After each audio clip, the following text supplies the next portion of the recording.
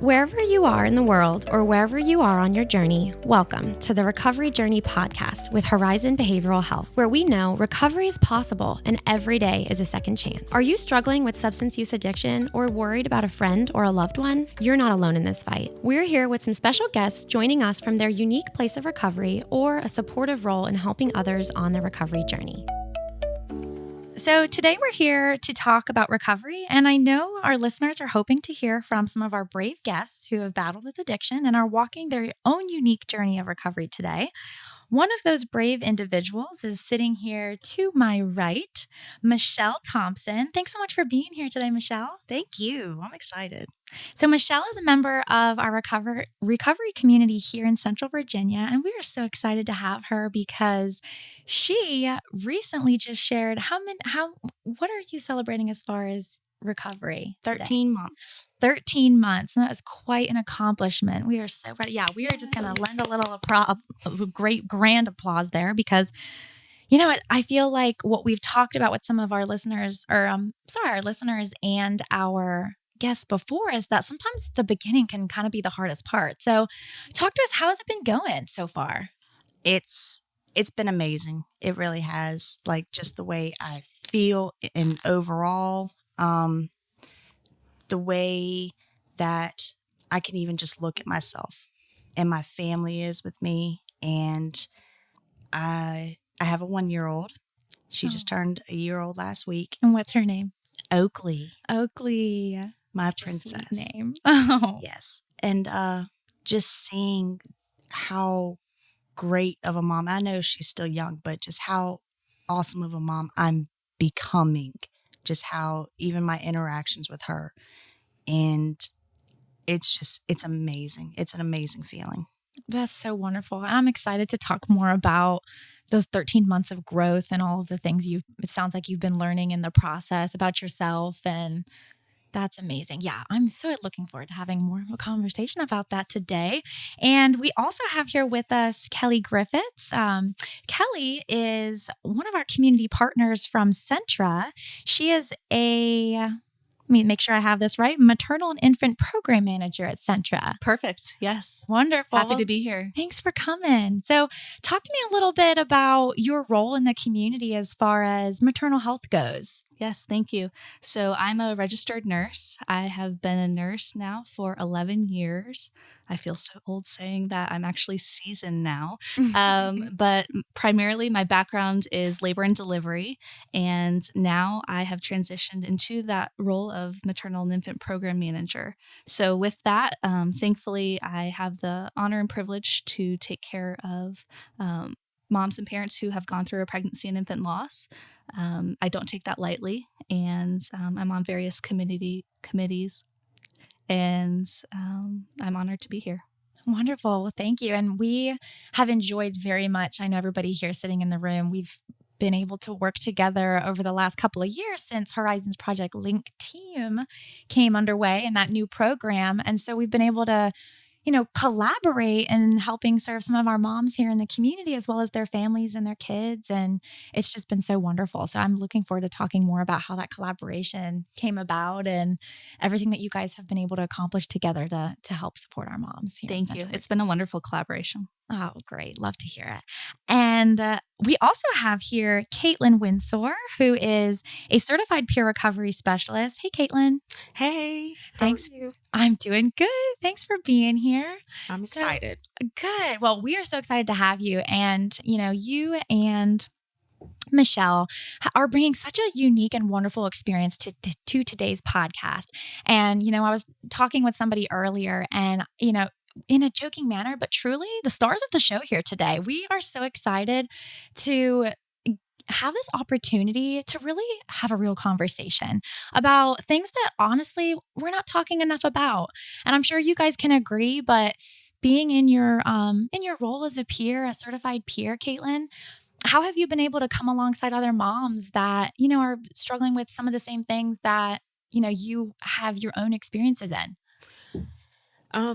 Well, first off, I am 6 years clean.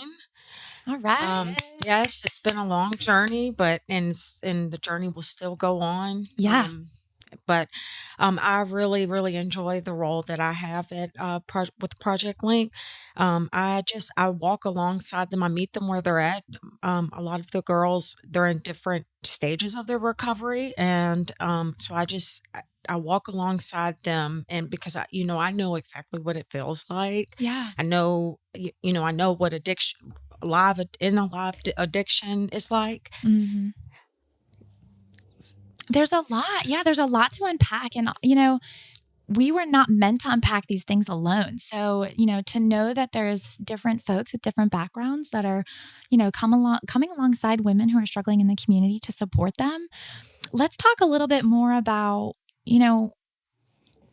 the conversation around women's mental health as we're talking about substance use addiction. So, what are we seeing out there in the community? What are you guys seeing as you're working with folks? And, as we're all a part of that mom community, right? So, let's talk a little bit about what's happening here in Central Virginia.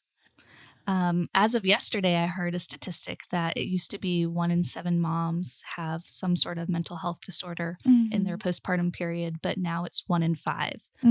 So maybe it was that all along, but maybe it's more because of COVID. But I'm thankful that it's known that it's not, you shouldn't feel that you're alone. It's many moms that are going through different PMADs, different mental health disorders. Yeah, absolutely. And we know so often that mental health and, substance use addiction is linked, right? So it's also so important that we do, you're right, Kelli, have a conversation about mental health and how that plays into it. So what do you guys think is the link between motherhood and substance use? Is there one? Personally, for me, it was a way to escape. It was a way to be numb. I was going through so much trauma through most of my life that I needed a way to be able to deal with it instead of doing what I should have done all along. And I did try to do a few times, was reach out instead of trying to. I always thought I was trapped. So therefore, my life just kept getting more negative and negative. And I never knew a way for it to get positive or where to even start to try to change it for the better or change it at all. There was times where I had no hope in anything. And from where I'm at now, looking back then, it pains me to see that that's how I was. And I just wish I had, at the time, I knew I was using because of my mental health and because of my living situations. But I wish I would have been more serious about it instead of just letting it play on and on and on and on until I was beyond rock bottoms everywhere. Yeah. So when would you say you finally found yourself in a place where you started to see a glimmer of hope, right? And kind of, a chance to get out of that cycle? When I was pregnant. Yeah. Okay. Could you tell us a little bit more about that phase of, life and that time for you? I didn't find out I was pregnant until I was 27 weeks. Okay. So the fact that I had been using so much that whole time and didn't know, that really hit me close to my heart. And it still, unfortunately, took me a little while to get clean. And I was in such a bad living place, and there was some dealings going on with my daughter's father. And I finally got clean, unfortunately, 3 weeks before she was born. But the fact that I did that, and it was unfortunate too, after I had her, that CPS was getting involved because of my use during. But I went ahead and I ended up moving far away, cutting everybody off, isolating myself, and got focused literally just on my daughter. And I did what CPS required me to. So I got them off my back, and it just, the more time that, a few weeks turned into a couple months, a couple months turned into a year. Hmm. And as the time goes on, it feels more and more amazing. Mhm. And like Katelyn said, it's still a battle. It really is. It's a lifelong battle Mm-hmm. because it was so easy just to do it before Mm-hmm. that. But luckily with my little one, she's my savior. Mm-hmm. She is my hero that I can't, I'm so fearful of messing up Mm-hmm. that's what drives me to keep doing what I'm doing. That's amazing. And if I could just take a quick pause just to say how much I admire everything that you had to go through and taking those steps. I can't imagine the challenges that accompanied a lot of those changes that you had to make in your life. And I have to tell you how much I admire that. It's amazing. Thank you. So wonderful. And so you talked a little bit too about some of those barriers that got in the way. And we know that a lot of moms struggle with a lot of different kinds of barriers, right? When we're thinking about having kids in the equation and, how do we even take care of our own health, our own mental health, our own, challenges like substance use addiction. It's challenging. And so I know Katelyn's role, is to kind of support women, right, that are kind of experiencing some of those barriers. What are some of those and how are you able to assist as a peer? So, a lot of transportation is a big barrier for a lot of people. Yeah.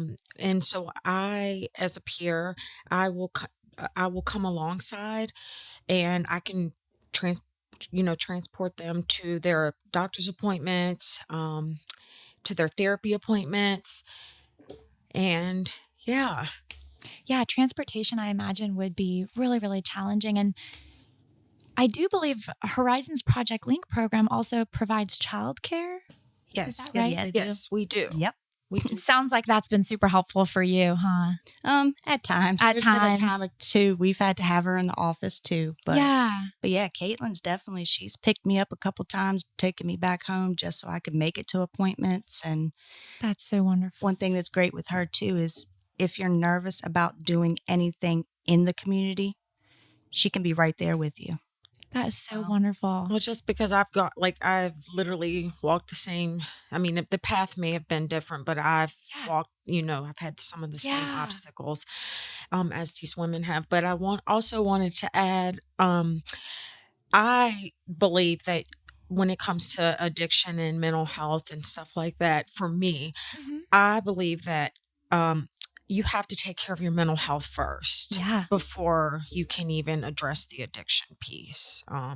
And Shiloh will be able to, go into more depth about that from the therapeutic standpoint. But with my experience, I had to take care of my mental health and get stable before I could even think about getting clean. Yeah, absolutely. I heard someone say yesterday that just like the airlines say, Yes. put the mask on yourself before helping others. And I think that's such a great metaphor for mental health, for motherhood, to take care of yourself. Absolutely. And as we're talking about the importance of self-care in recovery, Kelli, I know you've come out to support our Muffins with Moms event that we've done here recently. And at that event, you've talked with some of our moms about conflicting emotions that often accompany motherhood during challenging time. And I would love to know, what kind of suggestions do you have out there for mom as they're struggling through all the different emotions and things that come alongside this huge life transition? Yes, thank you for asking that. Motherhood is a range of emotions. And so I would say some of the biggest things to do is to have multiple layers of support. Mm. So whether that's your partner alongside friends, family, maybe a church, your coworkers, and then just finding what fills your cup. So, Kelli, could you tell us about some, what are some ways that we can take care of our self-care as moms? Yes. So recently I've found that, I like to walk. And so we have a really great neighborhood for walking and sidewalks. And so sometimes I'll tuck my kids into bed, and, with the summer hours, you still have daylight for a long time. And Yeah. so just listening to a podcast, or I've got a good one for you, listening to a podcast, or, something that's inspiring to me, some music, and walking around the block, getting those endorphins up. Vitamin D. Yes, vitamin D. Yeah. Taking that shower. Alone? You mean uninterrupted? Yep. What? I know, it's rare, but it happens sometimes. And one thing I've found in the last few years that is really powerful to me and the moms and families that I work with is just saying no sometimes. That can be a form of self-care. And challenging. It can definitely be challenging, but sometimes you just have to say that, and it's a full sentence, no. Mm-hmm. I love it. We should all practice that. No. So what I'm hearing from you, Kelli, is that a listener that may be tuning in today might support a mom who they think may be struggling, whether it's mental health related, or, even potentially battling a substance use addiction or any kind of addiction, is actually just reaching out and helping them by giving them time alone. Right? It's definitely helpful. So that they can practice some of those self-care techniques. I know sometimes we just really struggle with, how do we help somebody, when maybe they don't know how to ask for it, right? Right. And sometimes it is really hard to ask for help. Is that something that, either of you, Katelyn or Michelle, that you guys have kind of had to work your way through, is being able to say, hey, I need some help in this area? I know it's something that I really struggle with, especially as a mom. Yes, I can definitely say it's for me, it's like a ego thing. It was an ego thing. To ask for help, it meant that, if I was hungry, for instance, and I was embarrassing to ask for a food box. Mm-hmm. Like that's really embarrassing, or, not being able to take care of medical bills. So yeah. Yeah, that's tough. And I think part of it too is, maybe I'm just speaking for myself, but as a mom, we do have this innate sense that we want to provide for, those that we love. And sometimes we just can't be all things, right, to everybody and, have everything that we need. And so, yeah, it's so important to be able to know where to go in the community to ask for that support. Right. And I think also that with the season of motherhood you're in, you'll need different things. So for me, when I had a miscarriage, I didn't want to be alone often.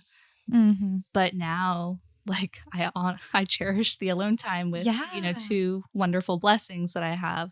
And so it's just what you need in that season of life. It's not wrong. It's just what your body needs. So Michelle, let's talk a little bit more. Let's get back to talking about your recovery journey. And it's been, I'm sure, at times feeling like a long 13 months, but then also feeling probably like very, very fast as well. So Yes. Yeah, talk with us a little bit about what that journey has looked like for you. Luckily, even though I've had my bad days, my days of struggle, thankfully with my daughter, because I am a single mom, very, very single mom. So a lot of times most of the time it's just me and her 24 hours a day. And there's been times where on those bad days, I can just look to her, and when she smiles, it's like worlds of weights are just lifted off of me. Mm-hmm.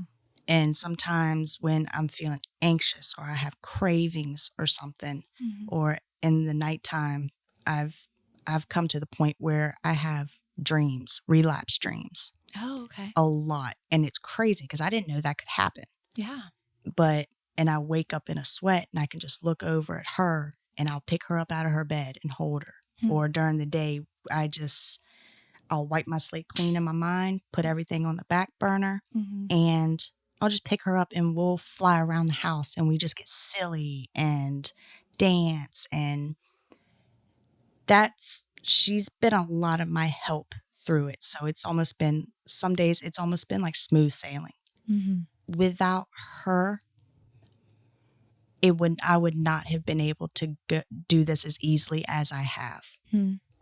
If I didn't have her, I probably would have relapsed hundreds of times. Mhm. If I even had decided to get clean or to work on my mental health. Mhm.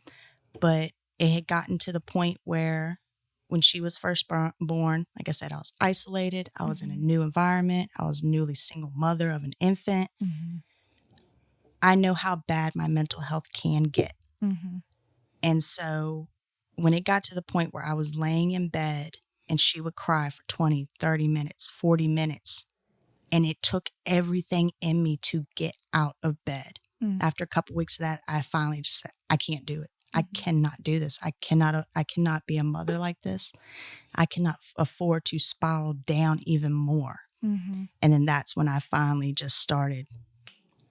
I was texting family. I said, I'm drowning. I don't know what to do. Mm. And so finally, that's when I got a hold of a couple people and they referred me to Horizons. Okay. And Yeah. they've been just, oh my goodness, it's amazing. They're amazing. Aw, They are your biggest cheerleaders. They're great. I wouldn't have been able to do it without them either. Oh, wow. I'm so glad to hear you say that. And what would you say to some moms or listeners who may be here listening that are in that space where, you had found out you were pregnant, right? Mm-hmm. And, you were still like not sure, okay, what am I going to do? Right. And, baby isn't here yet, right? Sweet Oakley. She's on the way, but she's not here yet. And, how did you get through that time? And what might you share to some listeners that may be facing that upcoming and are just kind of in that boat of like, not sure what they're going to be able to do and are Yeah. maybe just looking for some encouragement? I would say at the time before she was born, I was living in a condemned house with basically a bunch of drug addicts. It was just the most horrible situation I could have found myself in. Mm-hmm. But again, she didn't ask to be here. And so I was going to take all that was wrong and do everything I could to make it right, to make up for the wrong I had done before I became a mom. And my advice is nothing is impossible. The word itself says I'm possible. If you feel trapped or you have, even kind of like I did, it was just those endless nights of crying my heart and soul out, think I had no hope, saying this is how life's going to be. It's never going to get better. But it does. Mm-hmm. It really does. If you don't know where to start or if you're scared of the unknown or the challenges you might face, just reach out. There's somebody somewhere that can guide you to that next step, that, can be that pillow to soften the blows that life is going to throw at you. Mm-hmm. Like it's just reaching out somewhere, even if you're not sure if you fully need help. That's a start in itself. Mm-hmm. So, and that's what I did, even though I had so many different biases and opinions about what I wanted or needed. I now have my path. And I'd love to follow up by asking you to share with us and, of course, our listeners, what has been one of the most special memories you have made as a mom so far? Oh my goodness, I could talk all day on memories now. But what I'm loving is more of the bigger picture of things. And it's the fact that I'm always going to remember how she and I are figuring out as we go and able to witness us, growing and learning together and as individuals. The fact that we have this bond, it's so special.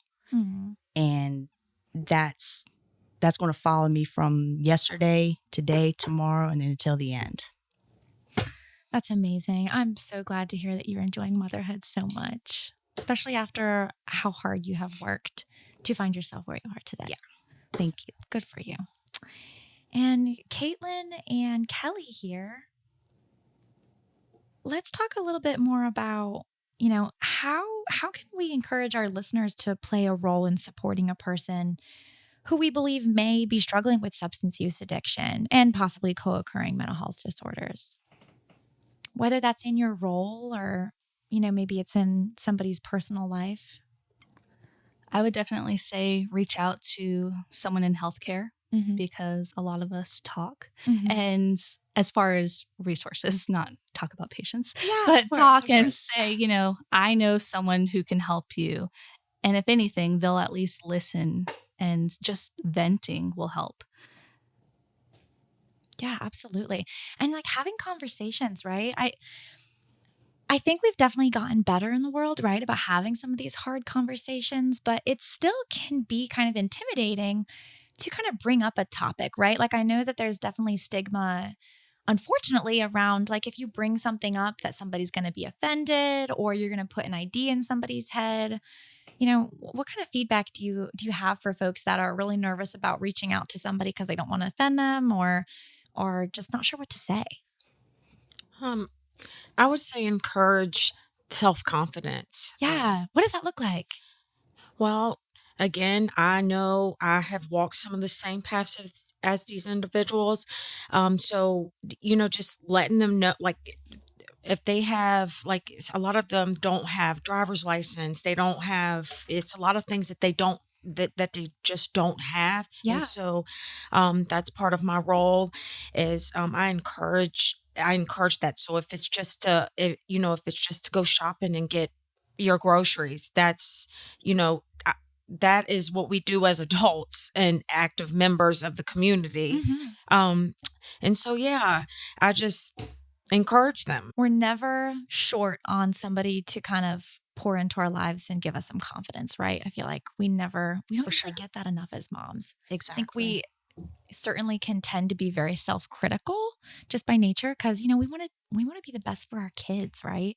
I wish I had found people to help give me confidence like I have now. Like sooner, right? Correct. Yeah. Like I said, people at Horizon, any little thing you do, they're like, woo, woo. Like they are there. And it's amazing because unfortunately, I have had the confidence literally beat out of me throughout life. So when I talk about self-esteem, confidence, it's like this big. So any little thing just feels awesome now. Well, you're a hero in my book. Thank you. And I'm sure Oakley will say the same thing when she can talk. She absolutely will. And that's my biggest goal. I want her to be proud of me and proud to have a mom like me. So I'm going out of my way, whether I think I need the resources or I think I need this, I have it all in my back pocket because I'd rather have it, not need it, than need it, not have it. So as we're talking about goals, right, and goal setting, I know we have got Shiloh Martin here with us. She's Horizon's Project Link coordinator. Hi, thanks for having me. Yeah, of course. I would love for you to talk a little bit more about, goal setting. And as far as therapeutic services, that's a big part of our Project Link program, right? So maybe you could just talk to us a little bit about overarching, what kind of services are available to women in that program. And, is goal setting, something that's a part of, what we work on with moms when we're thinking about self-care and also taking care of, their kids and their family, right? Yeah, definitely.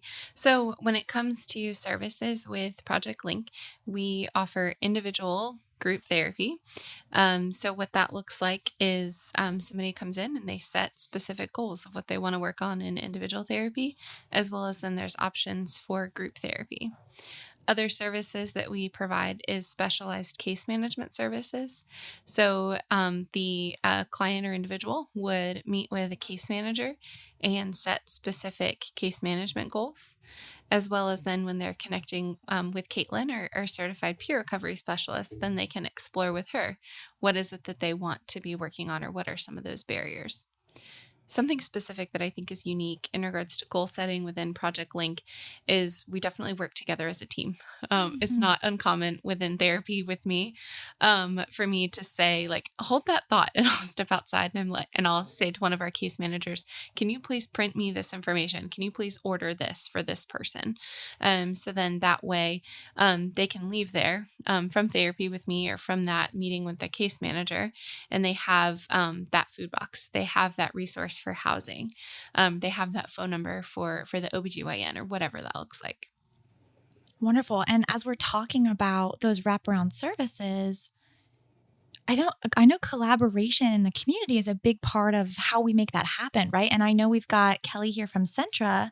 And so could you guys talk to me a little bit about, how do we work together to identify women who might be a good fit for a program like this? That's a great question. So with my primary program being perinatal loss services, sometimes moms are in the Project Link program, and maybe they've had a loss. Mm-hmm. And so, but that, they're still a mom. Mm-hmm. And so they still need the resources of Project Link and the wraparound support of Project Link. But I can come alongside them and do follow-up phone calls, tell them about other support groups, nationally, virtually, locally, and just make sure that they feel not alone in their grief journey. That's amazing. And Shiloh, do you have more to add as far as how do we connect with women who may be struggling, haven't had the opportunity to reach out just because they don't know where to look or where to go or who to tell, or maybe they're just nervous and don't know if they want to, share what's going on in their life? Yeah, definitely. And I think that through our partnership with Centra, that we have been able to identify some of those women when they're coming in for things like prenatal care, Mm-hmm. when they're coming in for things like follow-ups, and when they're addressing medical challenges that they're having. So we have Kelli here today, but then we also work with other individuals at Centra too. We work closely alongside our perinatal nurse navigator, who will navigate some of those pieces. And so she will give me a call, and she's like, "Hey, Shiloh, I'm referring this individual to the program." And so because I recognize that this individual is pregnant and she has these significant needs, then myself as well as Katelyn is able to initiate some of that, is able to get them connected with our admissions department to get services rolling. So somebody here in the Central Virginia community could say, find out they're pregnant, start making those, natural next step appointments as far as, Centra would be involved, right? And, you go to your OBGYN or whoever it is that you want to, make sure everything is going smoothly. And you can, at that point in time, let them know, hey, this is something I think I may be struggling with, or this is something I've even struggled with in the past, right? Since we know that motherhood is such a huge life transition, a lot of stresses come with that. We can always have those conversations with providers such as those at Centra, right? Right. That, let them know like, hey, I'm a little worried that this may kind of surface things that I think I have a good handle on, but I also know, I'm not an island and support is never a bad thing. So, and do you find that, women are able to have those conversations and that referral process works out really smoothly?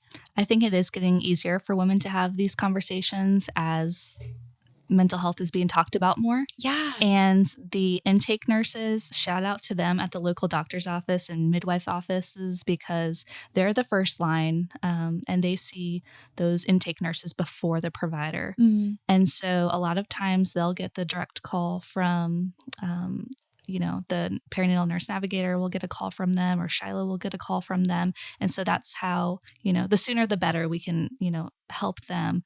It'll help, their baby in the long run. Absolutely. And sorry, I have one more thing to add. Yeah. I've been wanting to say is that we are really excited about relaunching this past January, the Maternal Health Collaborative in Lynchburg. And so it's about 20 to 25 maternal health leaders that regularly attend.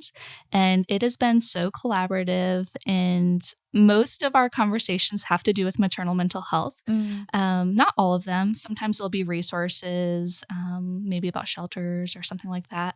But even from the first time, the case manager for our Women and Children's Services, that week after the meeting, she had already had to reach out to a couple of the partners in that collaborative that she never knew about until that meeting.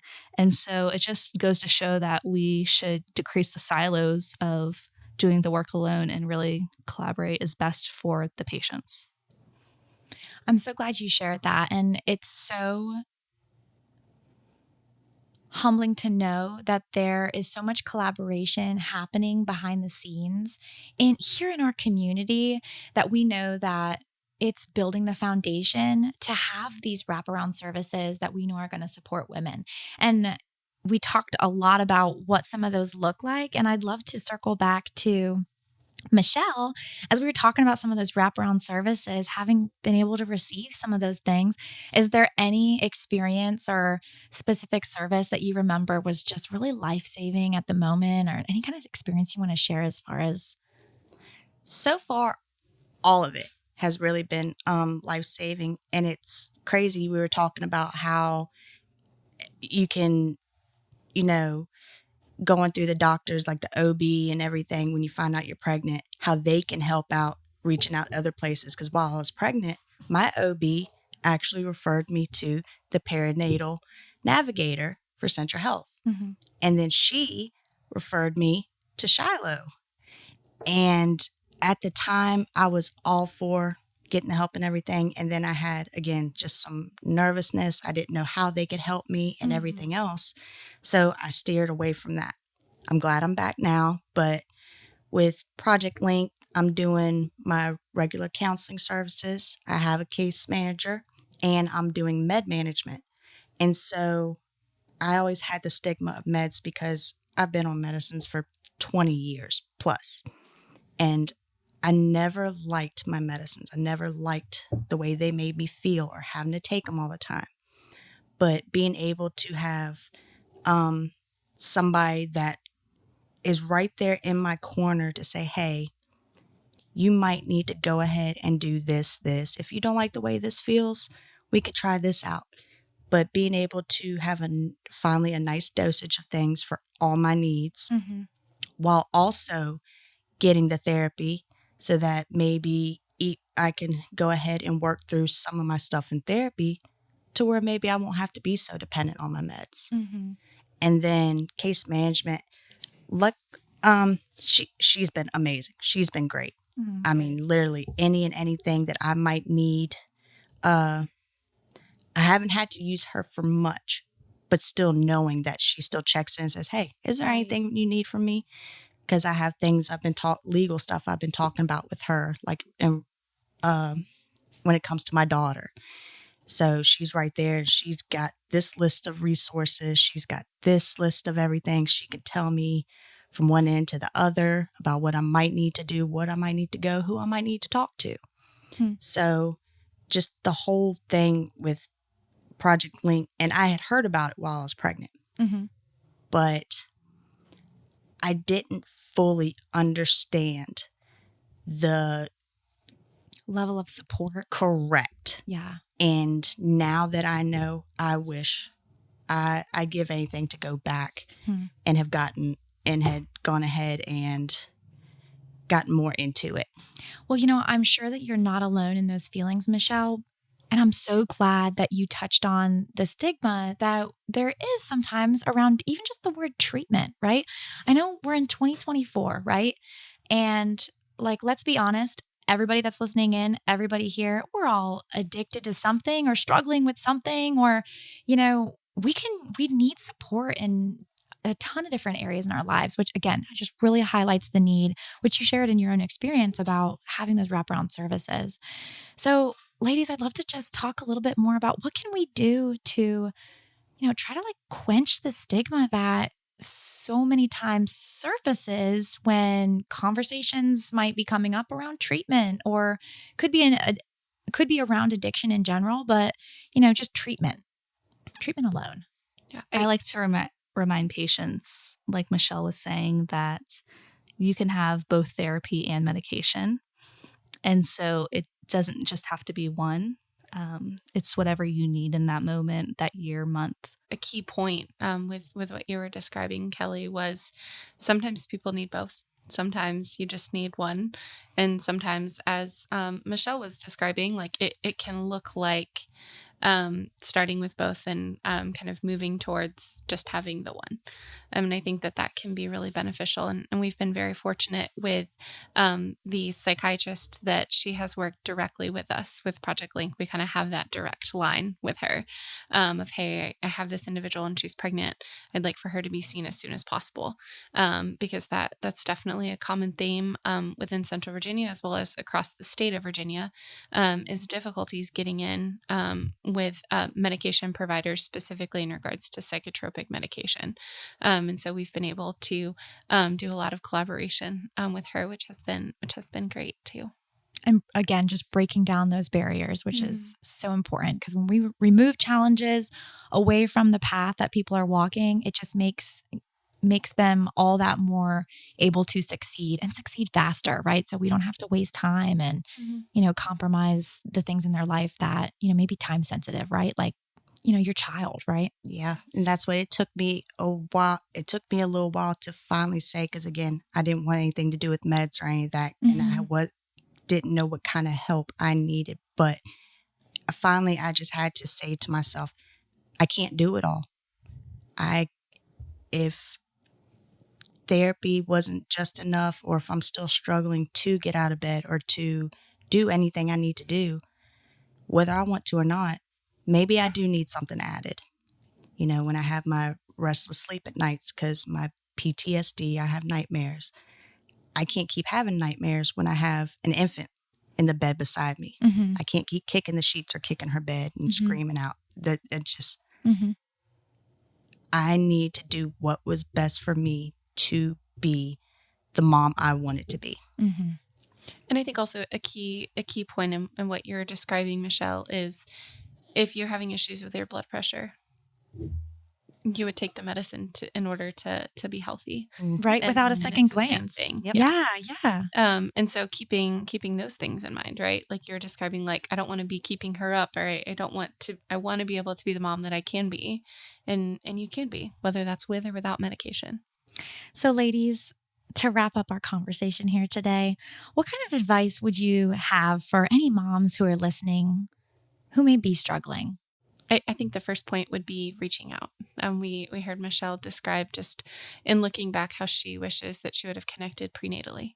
And that's my hope for a lot of the women that we serve. And that's my goal for our program, is being able to connect with more women when they're pregnant. I hear Michelle's story over and over again with so many women in our program after they've delivered, and they're like, oh, I should have connected earlier.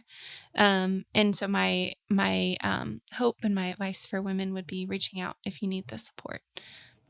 And to dovetail off that, I would say that the more you talk to people, the more you figure out that either they or someone they know have been through it. Yeah. And so that empathy really comes out, and that support and encouragement when they know how hard you're working, or how hard and motivated you will work, once you get the appropriate resources. So again, reach out and just start talking to someone. Yeah, you are not alone. No matter how different you think your story is, there's probably a million other that, come to find out, they're not far off from your story. Well, I'd like to thank each of you on behalf of Horizon and our listeners for being a part of today's discussion and being willing to have difficult conversations in hopes that someone listening can benefit from what you've experienced and learned along the way. To our listeners who have tuned in today's episode, thank you for inviting us into your car, into your day, into your run, or whatever it is that you're doing. Maybe it's your lunch. We just want to say thank you. And let's not let the discussion end here. So go home, have these conversations with your friends, your families, and in your communities. And as you do, know that we are here celebrating recovery alongside you, loudly and proudly.